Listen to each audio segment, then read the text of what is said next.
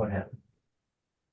Good morning and welcome to the Anne Arundel County Delegation Meeting. I am Delegate Heather Bagnall, Chair of the delegation with Vice Chair Delegate Dana Jones. We have quite a packed agenda today, but before we conduct further introductions, I would ask everyone to welcome Delegate Mark Chang, who will be offering our pledge and our prayer today. Thank you very much, Madam Chair, Madam Vice Chair, members of the Anne Arundel County Delegation. If we could join in the pledge. I pledge allegiance to the flag of the United States of America and to the republic for which it stands, one nation, under God, indivisible, with liberty and justice for all. Thank you very much. Let's pray. We're thankful for this session that we're able to serve our community, our county, and our state. And we pray that we would continue to put others first and do all we can with all that we have. Amen. Amen. Thank you very much, Delegate. I also want to welcome our senators, Senator Don Guile from District 33, Pam Beidle from District 32, Brian Simonaire from District 31, Sarah Elfrith from District 30, Jim Rosapet from District 21, and Clarence Lamb from District 12. Also on our guests on the live stream are the Anne Arundel chapter of the AARP. We have Hannah Dyer and Ethan Hunt from County Executive Stuart Pittman's office, and Jessica Cook from the office of Senator Cardin. I also want to recognize our counsel, Matt Carpenter, our delegation secretary, Roger Massey, my chief of staff, Rory Nolan, and Josh Paper, chief of staff to Vice Chair Jones, who are providing technical support for the meeting. As a reminder, all delegation meetings will be on Zoom due to space constraints. We are going to start today with our voting session. First on the vote list is House Bill 212, Vehicle Laws, Noise Abatement Monitoring Systems Authorization. As a reminder, I just saw that Jessica Clayton is also here from Senator Van Hollen's office. Thank you for being here. And obviously, we'll be hearing from the senator later. As a reminder to the members, this legislation is set up to noise abatement systems and issue citations. Oh, my screen just went. Where did my screen just go? Is set up and issue citations for violations of state and local law. As you may recall, the Anne Arundel County, Montgomery County, and Prince George's House delegations each voted last year to support this bill in the posture it passed the Senate. The reintroduced bill includes citations for second and subsequent offenses. The first offense is still a warning. Are there any questions or discussions? Can I have a motion on the bill? Move the bill. Can I have a second? Second. All right, the bill has been moved and seconded. Any further discussion? Mr. Secretary, if you would call the roll. This vote is for House Bill 212, Vehicle Laws, Noise Abatement Monitoring Systems Authorization. Vice Chair Jones. Aye. Delegate Barnes. Yes. Delegate Bartlett. Yes. Delegate Chang. Yes. Delegate Chisholm. No. Delegate Henson. Yes. Delegate Howard. No. Delegate Kipke. Yes. Delegate Lehman. Yes. Delegate Munoz. Yes. Delegate Pena-Melnick is excused. Delegate Pruski. Aye. Delegate Rogers. Yes. Delegate Smith. Yes. Delegate Simmons.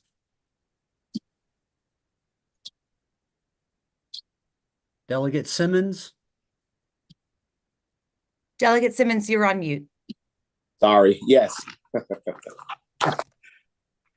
Chairwoman Bagnall. Yes.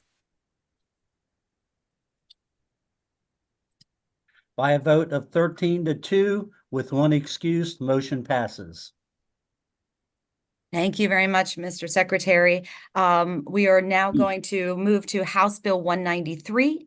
This is the Anne Arundel County speed limits. This is, again, enabling legislation which would allow Anne Arundel County to lower the speed limit on highways for the purposes of public safety. This bill also stipulates that the county is prohibited from utilizing speed cameras at the locations where the speed limit has been reduced.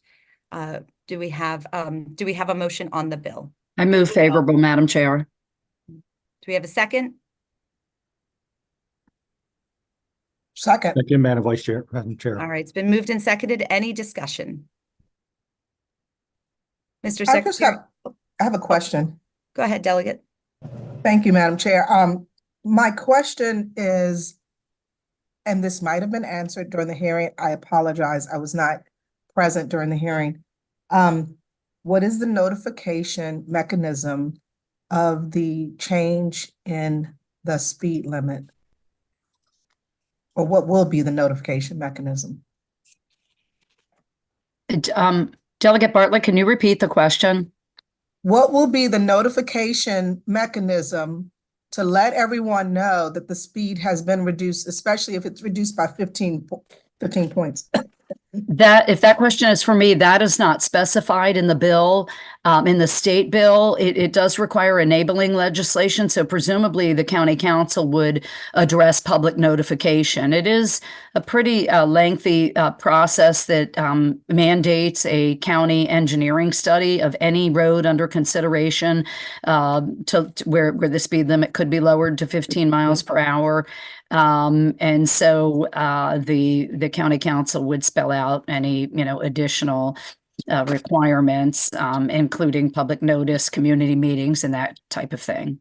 Thank you. That satisfies my question. Thank you, Delegate. As I have a hand from Delegate Howard. You're on mute, Delegate. Sorry about that. I thought I took it off. Yeah, so we just passed a bill that allows for monitoring and citations. This bill says that we cannot put in cameras, which is a good thing, basically. But we're not spelling out in any way, shape, or form whether the county has to even address notification. There's no language in the bill that even talks about it. I'm sorry, there's no language in the bill addressing cameras? Is that what you're asking, Delegate Howard? No. Addressing Sorry, notification. Yeah, addressing notification. There's nothing even in the language of the bill to ensure that the county council would in any way, shape, or form address notification times, notification methods. Yeah, because it's spelled out in the state bill, the enabling bill, that there that's spelled out in the state bill. Notification is spelled out in the state bill. I'm sorry, say that again. Okay, notification is spelled out in the state bill. Notification of what? The reducing of what your bill does, what your bill does, the notification of reducing the speed limits. No, that it doesn't get into that detail because it's enabling legislation. All it says, and this is modeled after Montgomery County legislation that was passed a few years ago. And all it does is say that the bill enables the local jurisdiction. It usually applies to counties and cities when you do enabling. Somebody suggested to me that it might not apply, just as an aside, for the city of Annapolis because it has unique, rules around its municipal status. But having said that, so in this case, it would really apply to Anne Arundel County, where it gives the county the opportunity to enact, its own county version of this legislation. But the only three premises, I should say, in the bill are that, three tenets of the bill are that a speed limit can be lowered to 15 miles per hour, but only after an engineering study, and that there cannot be speed cameras added in those 15 mile per hour zones, wherever that zone is set up. And so it can't be just done, willy-nilly on any road. The county has to do an engineering study first to support the argument that a speed limit should be lowered. And typically, if that's going to happen, it's going to be where a speed limit is in the 25 to 30 mile an hour range. It's going to be almost like unheard of that it would go from being a 40 to 50 mile per hour zone all the way down to 15. It's going to be a place where, there are pedestrians and bicyclists, but it's still, a speed of 25, 30, 35 is still too high, is still considered too dangerous. Given the conditions, maybe there's no sidewalk or a sidewalk stops and starts, that kind of thing. But by it being enabling, it really only spells out those three things, Delegate Howard, that a street speed limit can be lowered to 15 after an engineering study, and there can be no cameras added after the speed limit is lowered. So if there are cameras there, say it's a 30 mile per hour zone, if it gets lowered to 15, those cameras would have to be removed. They cannot stay there in a 15 mile per hour zone. Well, that was two things. What's the third thing? The engineering study, setting it at that the county can go as low as 15. The lowest speed limit in the law right now, most people have told me it's 25. I've tried to double check that because a handful of people have suggested that they think it can be 20 on occasion. And we're talking actual roadways. We're not talking parking lots or little access streets. We're talking actual roadways. 15 miles, is the slowest, can only happen after an engineering study and no cameras, those three things. And then the county, would presumably, they could restrict it further. For example, in Montgomery, after it became law, I have heard kind of through the grapevine that Montgomery, whether they've done this or not, I'm not clear, thinks that it may be more wise to tie 15 mile per hour speed limits to only complete streets, those streets that are designated under, county and state law as complete, meaning they have bike lanes, they have sidewalks, they have other traffic calming, measures. But that would be up to the county council to spell out, as would the communication piece that Delegate Bartlett raised. Presumably they would follow whatever normal, rules they follow when a stop sign is added or when an intersection goes, say, from a two-way stop to a four-way stop, that kind of thing. But the county council would spell that out in its legislation. If the county council never takes up this bill, it doesn't go forward. But the county has said that it wants this tool in its toolbox. The Pittman administration has said that, and the school system has said it. It will be up to the council, to working with the Pittman administration to take up legislation. Thank you, Delegate. Uh, Delegate Howard, do you have further questions? Yeah. Okay, I'm going to hold this bill. I'm going to hold this bill because we do have a very packed agenda, and give you a week to get your questions answered. Easy enough. Thank you. And Madam Chair, thank you for that. That's fine. I will attempt to get additional information for my colleagues and welcome anyone who would like to speak to me one-on-one with additional questions to come see me. And I will ask you to connect this week and get all of your questions answered. We will. Thank you. Yeah. Thank you, everyone. Thank you. So we're gonna hold this bill until till the next delegation. So we have one more bill to vote on, which is House Bill 327. That is the Anne Arundel County Board of Community College Trustees membership alterations and appointment requirements. This legislation increases the membership of the Anne Arundel Community College Board of Trustees by 2 members from 8 to 10. It requires that the appointments, to the degree practicable, reflect the geographic and ethnic representation of the county. And this legislation came at the request of the board. Do I have a motion on the bill? Madam Chair, move the bill. It's been moved. Second. It's been moved and seconded. Questions or comments? I heard a Madam Chair. I believe that was me when I moved the bill. Oh, thank you. Thank you very much. Any other questions or concerns? All right. Madam Chair. Yes. Delegate, Madam Chair, excuse me, I'm sorry, I couldn't raise my hand fast enough properly. I was just wondering procedurally, again, I'm fine with you holding the 15-mile-per-hour bill, but because we had a motion and a second on the floor, did I need to withdraw that motion? Mr. Carpenter? Yes, that would be appropriate.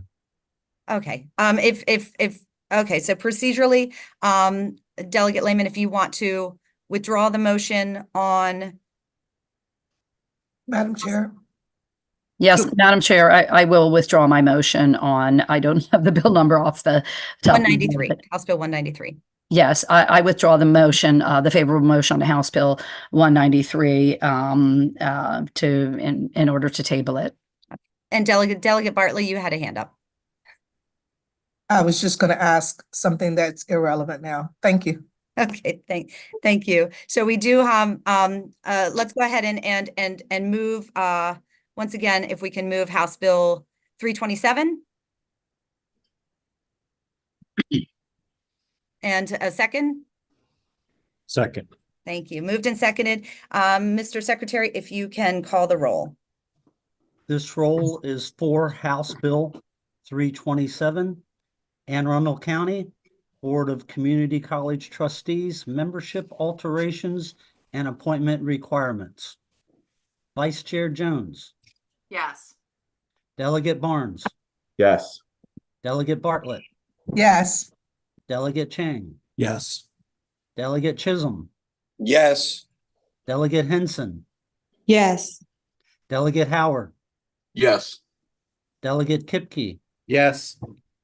Delegate Lehman, Aye. Delegate Munoz, Yes. Delegate Pena Melnick excused, Delegate Pruski, Aye. Delegate Rogers, Yes. Delegate Smith, Yes. Delegate Simmons, Yes. Chairwoman Bagnall. Yes. By a vote of 15-0 with one excused, the motion passes. Thank you very much. We will make sure to send the letters to the appropriate committees following this meeting. And I'm going to quickly turn to our incredibly patient and incredibly hardworking Senator Van Hollen, who is here. And I'm going to forego any biography because it's extensive and I want to give you as much time to meet with the delegation as possible. So please welcome to the Anne Arundel County delegation. Well, thank you. It's great to be with you. So thank you, Chair Bagnall, and it's great to be with Vice Chair Jones and the entire Anne Arundel delegation. And I don't want to take much of your time. I always appreciate the opportunity to check in with all of you at the beginning of session. Congratulations on the launch of a new session. I remember very fondly the ability to get things done in Annapolis. And so to all of you, I wish you the very best. And I just want to make sure we have open lines of communication. Jessica Clayton, who's been through my ambassador representative in Anne Arundel County, is with us. And whether it's a constituent matter or a question of federal legislation that could be impacting your work in one way or another, please feel free to call us. Obviously, what happens at the federal level impacts the state, and we have a deep interest in the good work that you're doing in Annapolis. So just a couple of highlights. Unlike the previous Congress, where we were successful at passing a lot of important, in some cases, landmark legislation, like the Infrastructure Modernization Bill, a bipartisan bill, like the Veterans Healthcare Bill, like the CHIPS and Science Bill, all those bipartisan bills. And we also passed, of course, the American Rescue Plan and the Inflation Reduction Act. And all of those are directing lots of resources to the state. And I know you and your teams have been monitoring very closely those resources because they obviously can be put to effective use, not just by the governor's team, but also by the legislatures as you see fit. So this cycle is a little different. This year, we're working to really prevent a government shutdown. We, as you probably saw, averted that on 2 occasions now, but we're pretty deep into our fiscal year, which began October 1st of last year. We have 2 short-term resolutions, continuing resolutions in place. One expires on March 1st for 4 federal government agencies, the other on March 8th. So you can see the timeline we're working on to avoid a government shutdown. And importantly, to provide the budget, the appropriations approach for the fiscal year that we're already in, which of course does have major impacts on our state as well as others. The other reason it's important that we get these appropriations bills done instead of simply go to continuing resolutions, which we're on now, is that in the last 3 or 4 years, we've been successful at going back to some directed funding, earmarks, whatever you want to call it, which have benefited Anne Arundel County greatly. Things like $24 million for the Odenton MARC station, $3 million for the multimodal center in Parole, funds for the Annapolis City Dock, about $24 million in directed funding in the last fiscal year. We have a good amount of funds ready to be directed to important projects in Anne Arundel County this year, but all of that gets wiped off the map if we go to a continuing resolution, which, as you know, just puts last year's budget on automatic pilot rather than a new budget that allows us to address those priorities. So that's one of many reasons it's important to get a fresh budget rather than just go to a continuing resolution. I will report some good news in the NDAA, the National Defense Authorization Bill, which we did pass, which has a almost $1 billion investment in construction at Fort Meade, which of course is a very, very important center for national security, but also for jobs in Anne Arundel County. And that also included a provision John Sarbanes and I worked on to ensure that we keep Greenberry Point open to the public. That was an important provision there. Finally, we're continuing to work on the funds for the Chesapeake Bay program.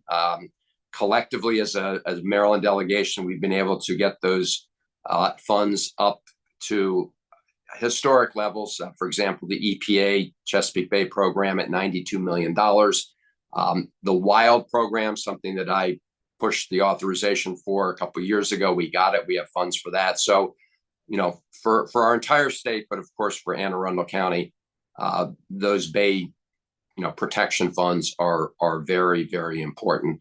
Finally, I'll just mention that Congressman Sarbanes and I are continuing to work on a bill called the Chesapeake Recreation, the National Recreation Area.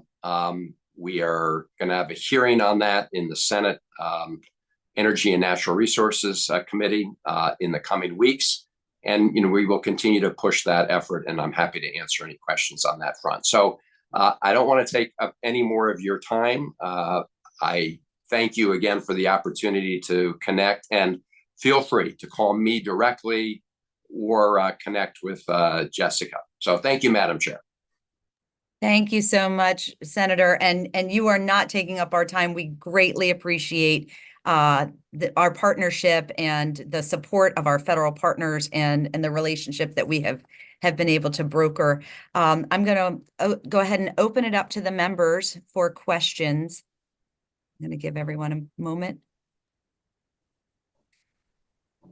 Well, it looks like you've done an extraordinary job. I do also want to thank you for your work on the Chesapeake National Recreation Area. Obviously, that is so near and dear to so many of us, with 500 miles of shoreline in Anne Arundel County, and with the Broadneck Peninsula in particular. I really appreciate the work that you and Congressman Sarbanes have done, and making sure that we're connecting with the communities, that we're getting in there, speaking with one voice, and really the efforts and the resources that this will bring to bear for for our communities and these incredible resources that we have here in Anne Arundel County.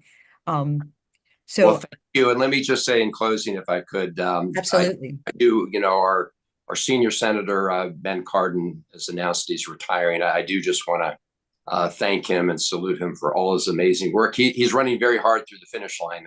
Don't get me wrong.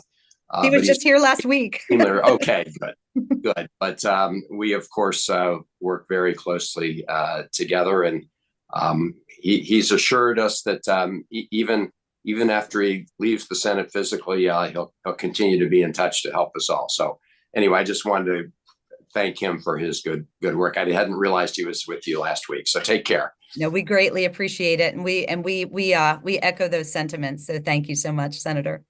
All right, go get him. Thank 90 you. days. 74, but who's counting? 74 left. Right. All right. Take care. Bye-bye. Bye. All right, to our members, we are going to move to our our bill hearing. We have one bill on the docket today, which is House Bill 573. This is Citizens Committee for the Enhancement of Communities Surrounding Baltimore-Washington International Airport Membership. Delegate Simmons, if you would like to introduce the bill and any witnesses that you have.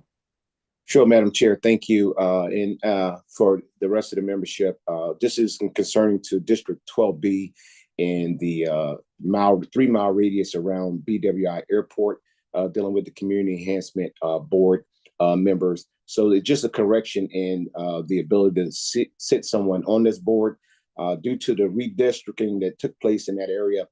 District 12B, which was added, falls in the perimeter of that 3-mile radius, but did not have a representative on that board. So this would allow for that correction and a board member to be seated. Thank you, Delegate Simmons. Are there any questions?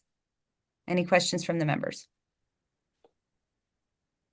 Seeing none, this bill will be on the vote list next week.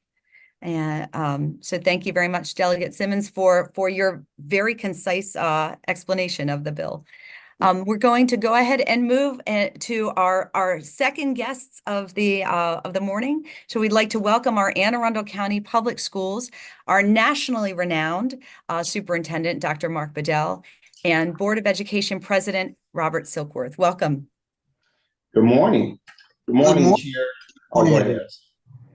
Well, good morning, Chair Bagnall, Vice Chair Jones, and members of the Anne Arundel County delegation. I am Mark Bedell, Superintendent of Anne Arundel County Public Schools. Mr. Silkworth. I am Robert Silkworth, President of the Board, elected District 2. All right, and I think we have Ms. Frank here also, Vice Chair of the Board, Vice President. She Hello, was good on. morning. Yes, I'm commuting at this time, sorry.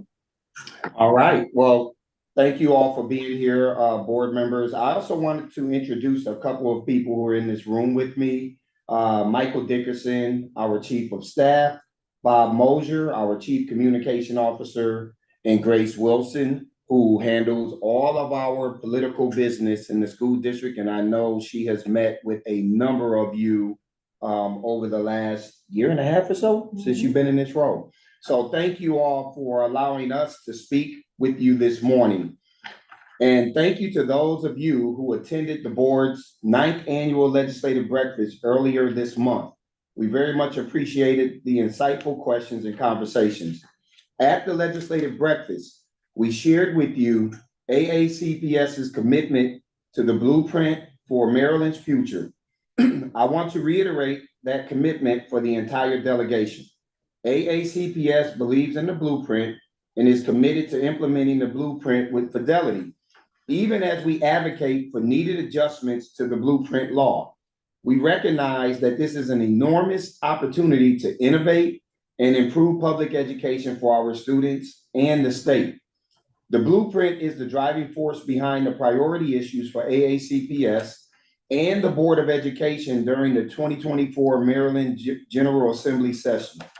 The first of these priority issues is increasing capital funding to support the expansion of pre-K services envisioned by the blueprint. We know that high quality, early education can make a significant difference in a child's education journey. As I have said many times, education is indeed the key to economic prosperity. We simply cannot provide these services without sufficient and dedicated space for our youngest learners.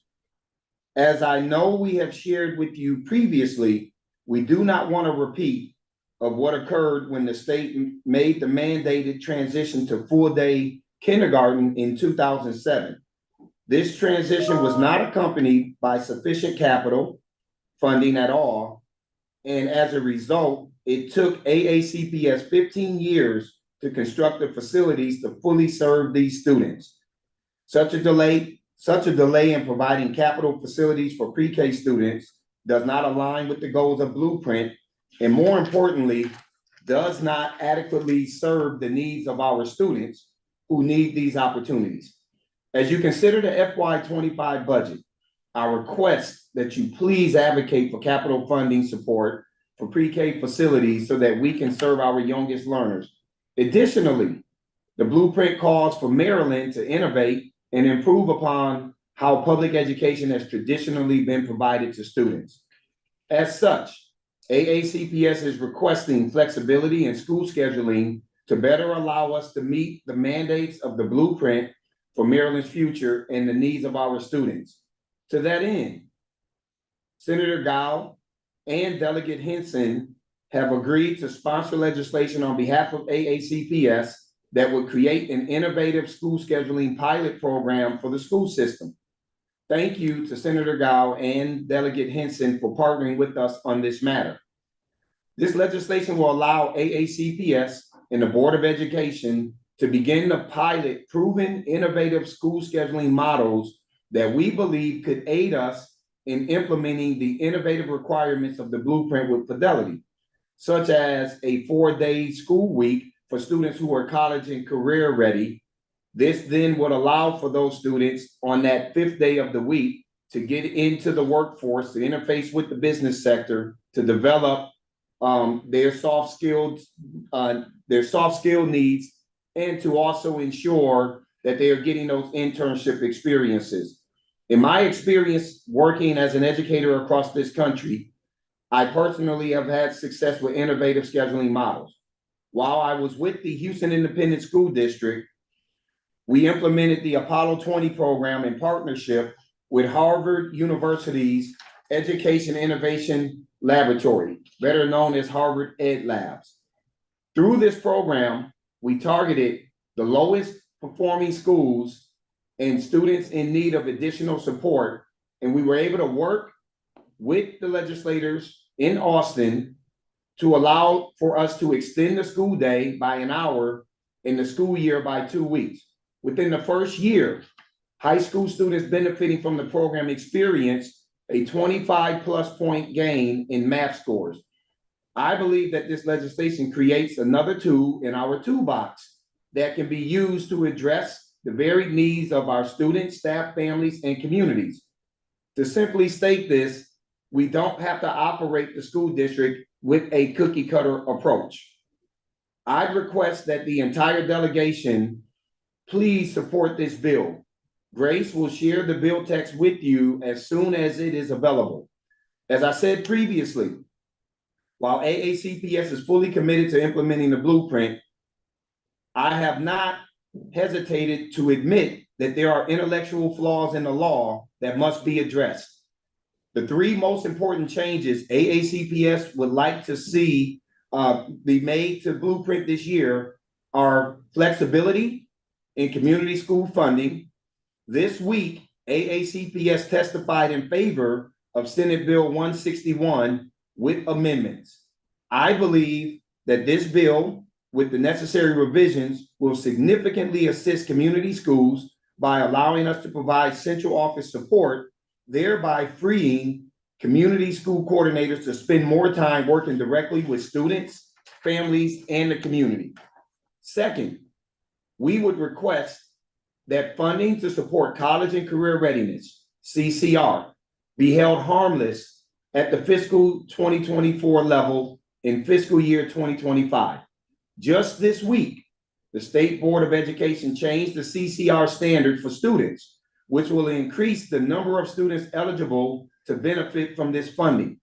We ask that funding for CCR be returned to the fiscal 2024 level to allow us to navigate this expanded eligibility for CCR services without also having to navigate a reduction in funding for these services. And third, we also request that transitional supplemental instruction, better known as TSI, funding be held harmless at the fiscal 2024 level in fiscal year 2025. The blueprint anticipates a decline in TSI funding to support tutoring for students in kindergarten through third grade as the blueprint is implemented. Given the current elementary Maryland comprehensive assessment scores, we are not where we would like for them to be, as can be said for other school districts across the state. It is important to note that this is due to new accountability variables being inserted in the calculations. We request that this funding be held harmless in FY 2025 so we can continue vital tutoring services for K through 3 students. As I said at the beginning of my remarks, we are fully committed to implementing the blueprint. As we develop the district's new strategic plan, which will guide our work over the next 5 years, the blueprint is being prioritized and braided into everything we do. And I would like to encourage all of you to participate in our strategic planning process. We recognize that for this plan to be successful, it must be driven by the community, and your engagement is key.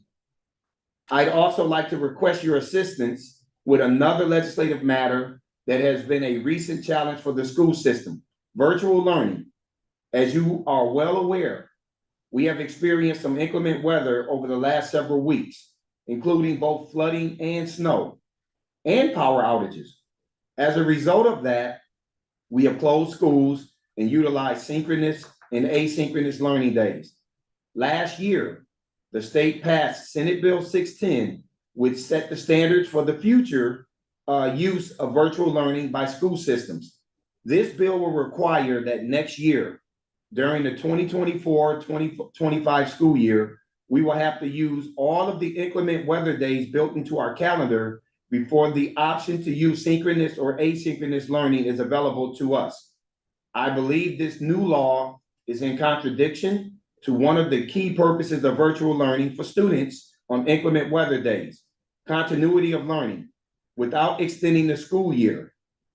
When I started in 2022, a memo went out indicating that school would not end until June 24th.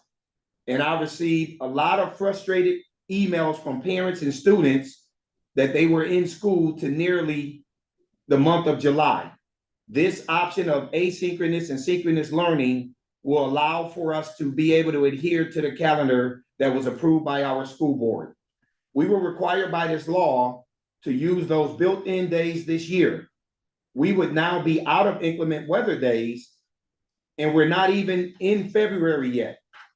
Please reconsider this part of the legislation to permit us the flexibility to use virtual school days throughout the school year and to continue providing instruction to students who cannot be with us in school buildings due to conditions such as flooding or ice, without requiring us to extend the school year into June.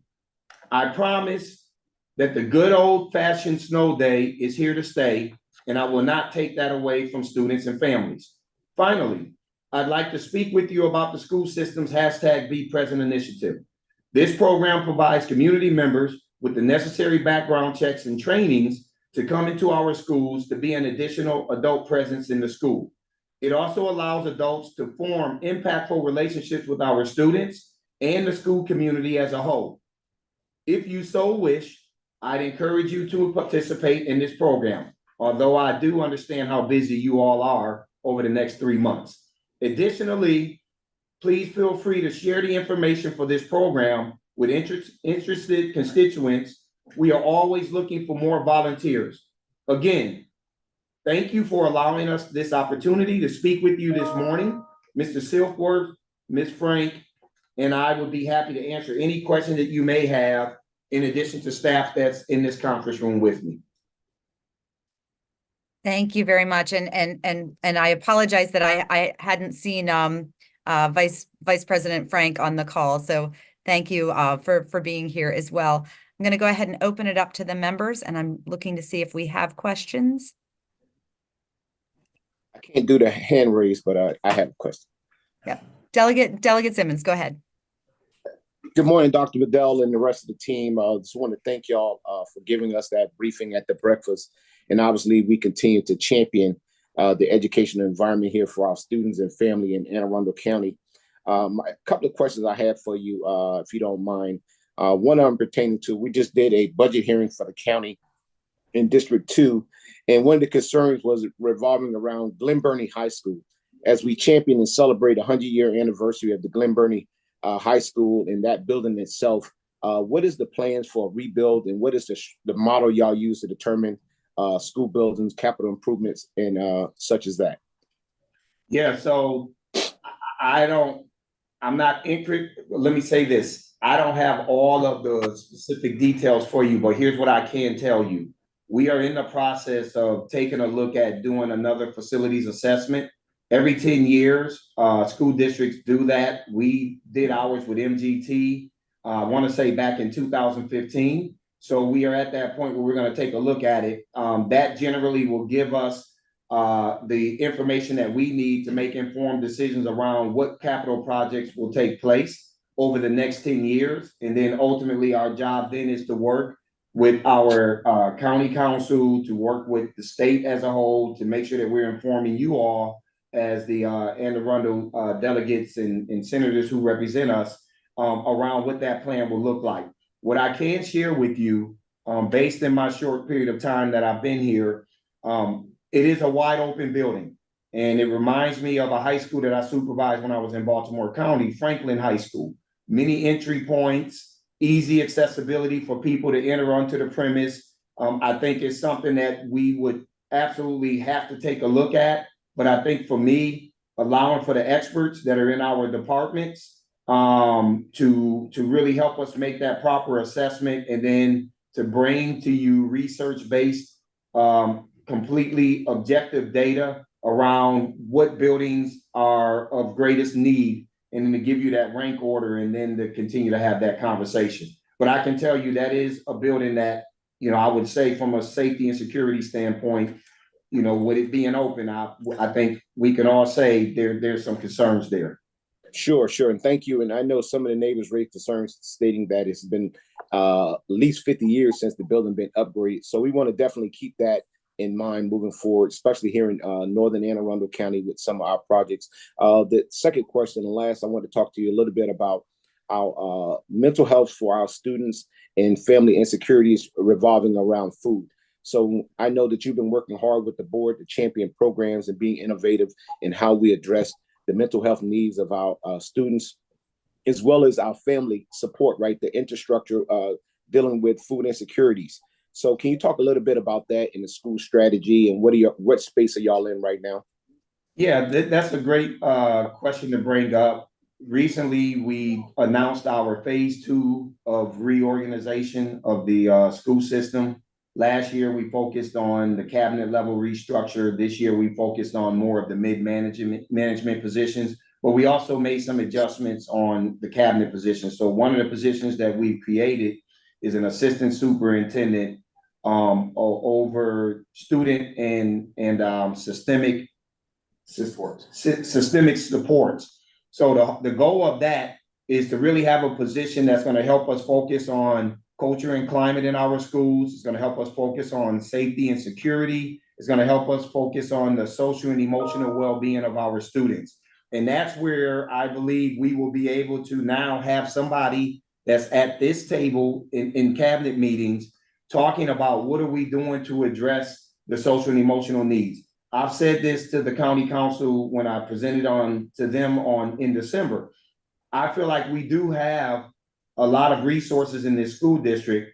I'm not certain that we are using these resources to the extent that we're using them to get the return on these investments. So we're having to take a different look at how we are reallocating full-time equivalent positions to better serve our community as a whole. And then we're going to continue to work on making sure that as we work with our student supports division, how do we try to the best of our ability, work with community partners like the Maryland Food Bank and some of those entities to control for some of the insecurities that are also becoming impediments to our students being able to reach their full academic potential.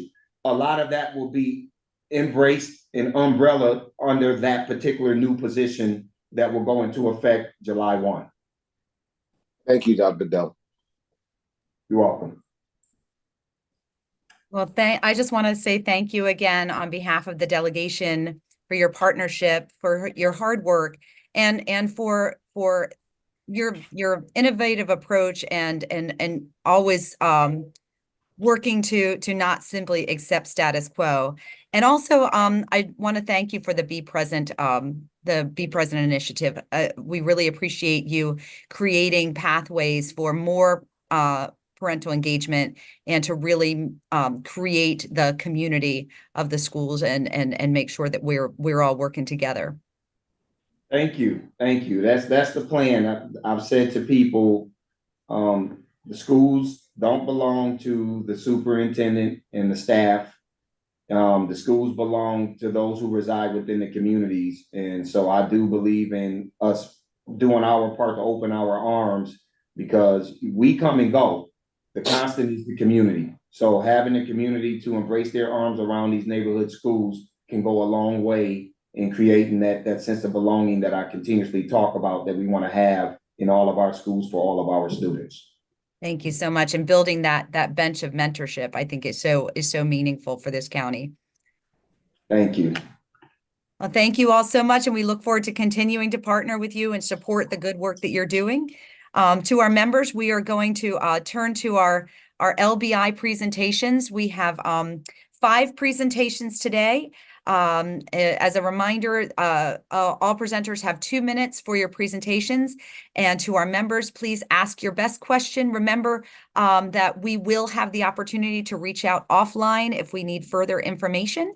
And with that, we're going to turn it over to the Gambrels Athletic Club, Matt Yeager and Thomas Farrell. Welcome to the delegation. Thank you, Madam Chairperson. Good morning, everyone. Thank you so much for letting me be on. For those of you who do not know about Gambrels Athletic Club, it is a fraternal organization, much like an Elks Lodge or a Moose Lodge to some nature, where it is both for men and women.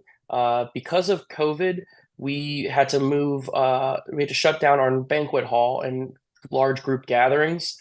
And as such, we moved our banquet hall to become a makeshift baseball facility. This baseball facility has done very well for the last 3 years. We've had numerous youth groups be able to come in and use our facility. And as such, we would like to build a barn to be able to move our baseball that has been retrofitted into this banquet hall out into another open area on our property. So that way we could reopen the banquet hall. The banquet hall would allow for the improvement of the social club aspect of this group.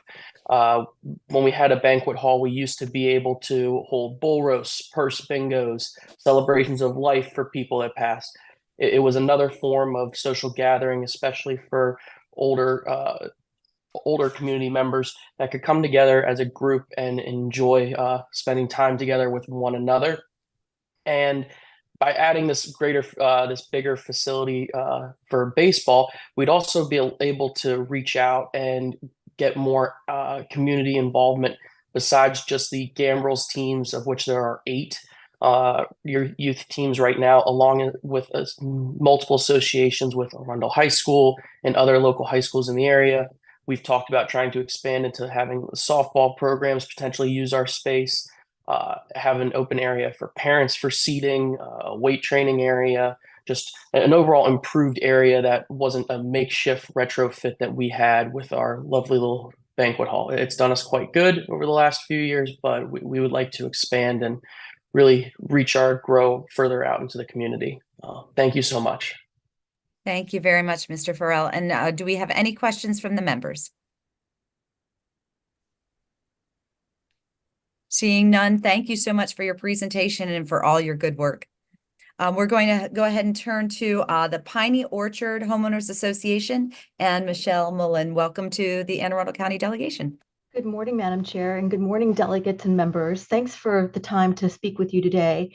I'm not sure if you're familiar with the Piney Orchard community here in Odenton, but it's 4,000 homes within our community with a variety of single-family townhomes. And within the community, we have a nature preserve area that is 45 acres of protected wetlands and forest, and it has approximately 5,000 miles in walking trails, hiking trails, and we have a section of trail that has years ago someone built a stairway and a handrail to get from one path to the other. And for safety purposes, it's just a little steep. We would love to revamp that stairway, make it a little safer, make it a little bit more accommodating for all levels of walkers and hikers and age groups. The nature reserve, although it is designated part of our community, we get a lot of visitors, not only from Anne Arundel County, but from other states as well. And actually, Governor Wes Moore just paid the nature preserve and did a little hike in there earlier in the summer. So we are just graciously asking for some help to revamp that stairway, make it more accommodating for people like me that are 5'2", and small children, and even, older people that, for safety purposes, it'll help them get from one path to the next. And that's really, unless anybody has any questions, that's kind of it in a summary. Thank you so much. I'll go ahead and open it up. I'll give the members a moment if there are any questions. Seeing none, thank you so much for your presentation, and thank you for making beautiful spaces, outdoor spaces for your community. It's a beautiful area. Thank you so much. With that, we're going to turn to Severna Park Community Center. Welcome, Sarah Elder. Thank you. Thank you so much, Madam Chairman. Thank you to the delegation for allowing me to speak this morning. May I share my screen?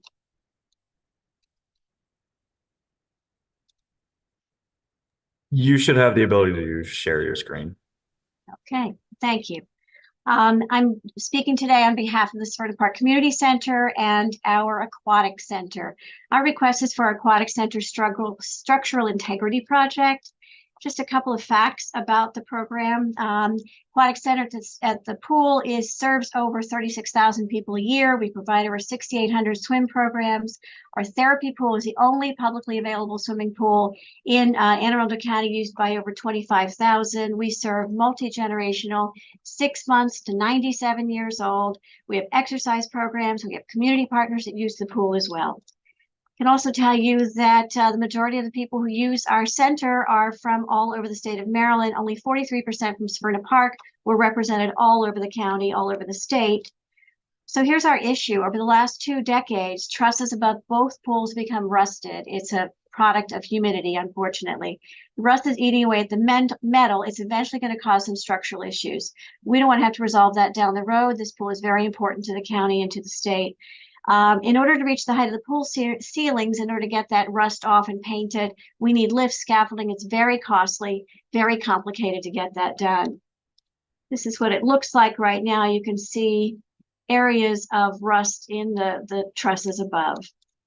So just, we are shovel ready. So we're asking for help from the state. We've completed an initial RFP. We've got 5 vendor bids in already. The board is in the process of narrowing that down to 3 qualified candidates. We've already put $100,000 in reserve for this project. We're planning to start the work at the end of July, completed by September, and we respectfully request a legislative bond initiative that would help us get this work done. Are there any other questions for me? Thank you very much, Sarah. I will go ahead and open it up to the members. All right, seeing no questions, thank you so much for your presentation and for the great work that you do for the community. Thank you very much.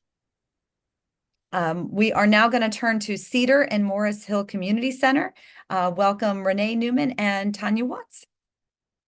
Good morning, Madam Chair, and thank you, delegate members, for allowing us to speak on the behalf of the Community Association. We are asking for funding to renovate our building, which was built in 1983 and has not had any significant upgrades since that time.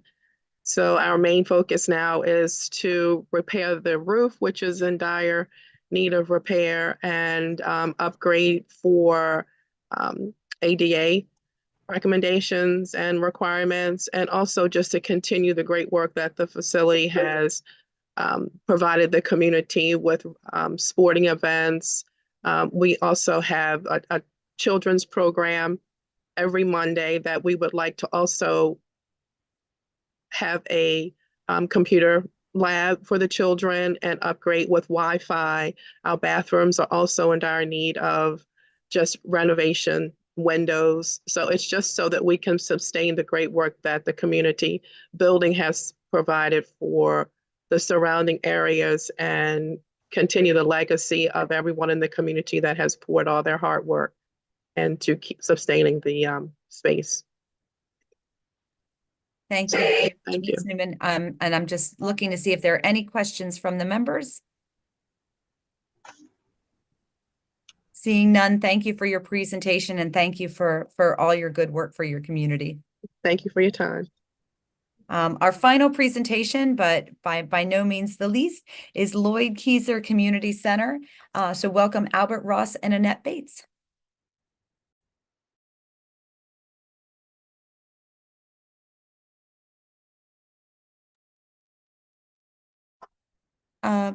Mr. Ross, Ms. Bates, can you unmute? Okay. Can you hear me now? Yes, now we hear you. Go ahead. Good morning, Madam Chairman and the delegates. Thank you for letting us bring our concerns to you this morning. Our concerns is about our Keyser Center. Just one moment. Mr. Ross and Ms. Bates, are you in the same room? Yes. Okay, just go ahead and mute one of your computers. That way we won't get the feedback. Okay. Go ahead. Go ahead. Good morning again. We are calling because we are concerned about our center, and our center is a very important part of our community. And we do need some work done to our community center because it play a very important part to our community. We have a Head Start here. We have a nutrition program, and we also have a sewing class, and we also have a arts and craft class too, and bingo too. And we are in very need of replacing our ceiling because our ceiling is falling down. Our tile floor is cracking, and our electric need updating, and our kitchen need painting, and also our stoves and refrigerator is outdated. We can't get parts from them. We call service people in. They cannot fix them because they're outdated. And we are in very need for update. And the last time we had anything done to the center was 1977. So everything is like 30 years old. So we really need an update. And we also use the building for rentals too. That's how we make extra money to try to support the center. And we also have our community meetings here too. Thank you. Do you have any questions for me? Thank you, Mr. Ross. I'm going to open it up to the members. I do have a hand from Delegate Schmidt. Go ahead. Go ahead, Delegate. Yes, thank you, Madam Chair. And thank you, Mr. Ross, for your presentation. I was born in 1980, so I hope I'm only 33 years old. Yeah. Now, I wanted to ask you a question. What communities do you specifically serve? Because I'm not familiar with your organization. We serve the Pumphrey community. And surrounding community. And surrounding communities. Okay, so you're like in that Pumphrey, Linthicum area. I got you. Okay. Yeah, also, we are the Taxpayer Improvement Association of Tapsco Park. Okay. Okay, thank you for that. I appreciate that. Seeing no further questions, thank you so much for your presentation. Thank you for all your hard work. And that Okay, is thank you for hearing us. absolutely. That concludes our LBI presentations. Next week, we will be voting on House Bill 573 as well as House Bill 193. We will have additional hearings on county bills, and we will welcome Congressman John Sarbanes and Katrina Hopkins from the Anne Arundel County Department of Health and Human Services. Just a reminder to our members, if you have a local bill and you are not yet on the schedule, please contact Secretary Massey today, because we want you to be good stewards of your bills. Organizations who wish to be acknowledged can email our delegation secretary at aacd@mlis.state.md.us. And before we adjourn, I would ask the members and all of our viewers to help me wish a happy birthday to Delegate Nick Kipke, who is, what, 25 today? That's right. Thank you. So on Happy- behalf of myself, Vice Chair Jones, and the entire delegation, we wish you a very, very happy birthday. Madam Chair, if you would entertain me, I have one announcement. Yes, of course, Delegate Simmons, go ahead. I just want to let all the membership know here in the Anne Arundel County wing that we're joined today by Gary Wayne Baxter, former NFL player with the Baltimore Ravens and the Cleveland Browns. He's one of the 2001 NFL draft picks. He's here on the wing and will be joining us today in the General Assembly. Feel free to stop by the office and meet him prior to going to session. Fantastic. Thank you so much. Vice Chair Jones. Thank you so much, Madam Chair. Just a quick reminder to everyone that the Women's Caucus, in honor of Martin Luther King Day of Service and Volunteerism, I, again, this year am spearheading a Dress for Success style donation, clothing donation for the House of Ruth, which all goes to Baltimore City. Could you please remember that if there was any gently used clothing, women's clothing or children's clothing that includes shoes and handbags, you can drop it off in the donation box in the Anne Arundel County wing or the Women's Caucus office over in the Senate. So thank you so much. And if anybody has a question, please feel free to reach out to my office. This is a huge success, and we really want to make sure to outdo ourselves from last year. So thank you so much. Thank you very much, Madam Vice Chair. I had a hand from Delegate Schmidt. Yeah, thank you, Madam Chair. Real quick, I just want to announce to everybody in the delegation that I will be announcing Antonia Hilton today on the floor. She's the author of Madness, Race and Insanity in a Jim Crow Asylum, which documents the history of the Crownsville Hospital today. So just keep an eye out for her. She's scheduled to be here a little bit early before session. And if you would like to get a picture with her or say hello, she'll be here. So thank you for that. Thank you so much, Delegate Schmidt. Do we have any other announcements from the members? If not, can I have a motion to adjourn? Madam Chair, motion to adjourn. Second. It's been moved and seconded. All in favor? Aye. Aye. We will see you all on the floor at 11. For everyone else, have a wonderful weekend. See you on the